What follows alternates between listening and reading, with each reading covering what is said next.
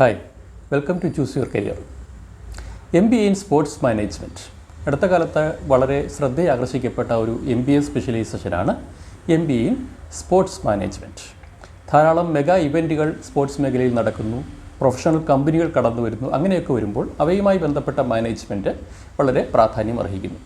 ആ മേഖലയിലേക്ക് പുതിയ ഉദ്യോഗാർത്ഥികളെ കണ്ടെത്തുന്നതിനായിട്ടുള്ള ഒരു സ്പെഷ്യലൈസേഷനാണ് ഈ പറഞ്ഞ സ്പോർട്സ് മാനേജ്മെൻറ്റ് എന്ന് പറയുന്നത്.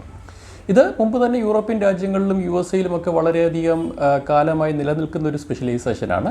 ഒരുപാട് സ്പോർട്സ് കമ്പനികളിലേക്ക് ഇപ്പോൾ റിയൽ മാഡ്രിഡിന് ഗ്രാജുവേറ്റ് ബി സ്കൂൾ എന്ന പേരിൽ തന്നെ അവർക്ക് സ്വന്തമായിട്ട് അക്കാഡമി ഉണ്ട്, മാനേജ്മെൻറ്റ് ഇൻസ്റ്റിറ്റ്യൂട്ട് ഉണ്ട്. അതുപോലെ ഒരുപാട് സ്ഥാപനങ്ങൾക്ക് ഈ സ്പെഷ്യലൈസേഷൻ യൂറോപ്പിലും USA മറ്റുമായിട്ട് ഓഫർ ചെയ്യുന്നുണ്ട്. ഇന്ത്യയിൽ ഇത് നമ്മൾ നോക്കുകയാണെങ്കിൽ പ്രധാനമായിട്ടും കേന്ദ്രീകരിച്ചിരിക്കുന്നത് മഹാരാഷ്ട്രയിലെ പൂന, മുംബൈ മേഖലയിലാണ്.